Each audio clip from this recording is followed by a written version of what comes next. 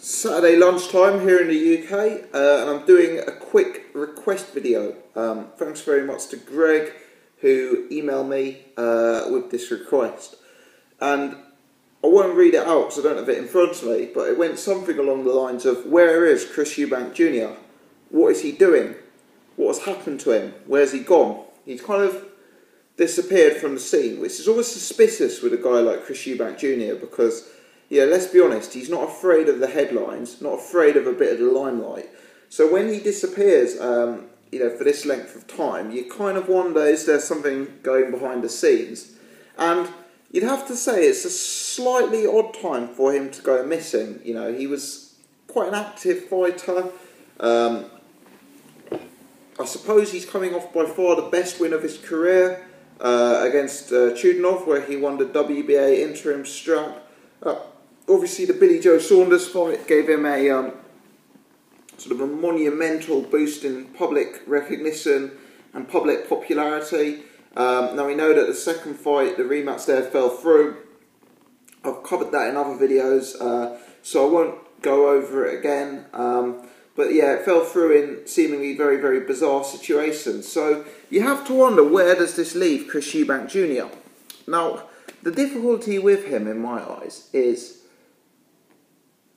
as he's turned down the Billy Joe Saunders fight, I don't see there really being domestic level fights for him. I mean, if you were going to fight the John Ryders and the Nick Blackwells of this world, then you may as well have fought Billy Joe Saunders. I mean, the money would have been much, much more. The public interest would have been much, much greater. And I don't necessarily see why you would chase domestic fights if you bear in mind that effectively he's turned down the biggest domestic fight of all that was available for him, which was the Billy Joe Saunders matchup. Now, his father's been talking about potentially, going the world title route, which to me seems like a bizarre option. I think Chris Eubank is a fighter who's shown improvements. He's a fighter who's entertaining, who's got a following. But for me, he needs a lot more learning fights before targeting world titles. He's still making basic errors and showing huge weaknesses and frailties to his game. But his father was saying that being the WBA interim champion means that he can choose to fight either the regular champion or the super champion. Now, whether that's true or not, I don't know. But what his father was suggesting is that a fight with Triple G, Gennady Golovkin, could well be on the cards before the end of the year for Chris Eubank Jr. And to be honest, if that did happen, it would certainly be a way of saving face. I mean, no one could say that he was ducking Spike O'Sullivan. No one could say that he was ducking Billy Joe Saunders if he got in there with Gennady Golovkin. Whereas if he came back on an undercard and fought some English-level guy, you could potentially make those suggestions. In my opinion, the reason for his absence, however, is probably less likely to do with that. For me, it's probably representing a change in the sort of managerial / promotion team who works with him. I can't imagine that relations between the Eubanks and the Warrens are too hot at present. We know there's been ongoing tension between the two parties for a very, very long time. We've seen Frank Warren and Chris Eubank Sr. effectively call each other out on, via the medium and newspapers. And obviously a lot of Frank Warren's time has been wasted trying to organise this Chris Eubank versus Billy Joe Saunders rematch. We also know that bridges previously were burnt with Mick Hennessy. So, the Eubanks in their relatively young career have done a pretty decent job of alienating themselves from two of the largest promoters on the UK scene.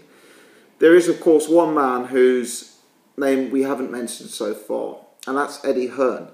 Look at the super middleweights that work with Eddie Hearn at present. Martin Murray, De Gale, Frotz, Rocky Fielding, Callum Smith. We also know that Eddie Hearn has good relationships with Andre Ward, good relationships with the Sauerlands, who have Kessler, Abraham. Eddie Hearn's a good man to be with if you're considering fighting at super middleweight, which for me may well be the destination for Chris Eubank Jr. Very, very tight at the weight at middleweight apparently. So, could he move to Eddie Hearn's stable? Could he look to throw himself into that mix? Very possibly. Could Eddie Hearn try and sell a pay-per-view next year? James DeGale versus Chris Eubank Jr., Callum Smith versus Chris Eubank Jr. It's all very, very possible. For me, a move to Eddie Hearn would probably signify a move to super middle, because the way Eddie Hearn can add immediate value is in the super middleweight division in my eyes. There's less obvious fights for Hearn to make at middleweight, you know, John Ryder, but as I've already said, who's really excited to see that? I mean, that's not a big money fight for Chris Eubank Jr, is it? So interesting. The other name that we must of course throw into the mix is your boy from the States, Al Haymon. Obviously news broke yesterday that he signed Al Haymon. We know he signed Carl Frampton relatively recently, and he's clearly looking at some of the exciting UK talents out there. We know Chris Eubank Jr has been over to America for training and for developing his career. Could it be that Eubank Jr decides to depart the UK and tries to build himself a career and a name over in the States, possibly with Al Haymon's assistance? It's very interesting. I don't know an answer, but I do know that it's gone quiet on the Eubank Jr trail, and for me, with it going quiet, I'm wondering, could there be a change in his backroom team? Could we be looking at Eddie Hearn? Could we be looking at Al Haymon? Could we be looking at a change of division? Could we be looking even at a change of country? Let me know your thoughts. As always, thanks for watching.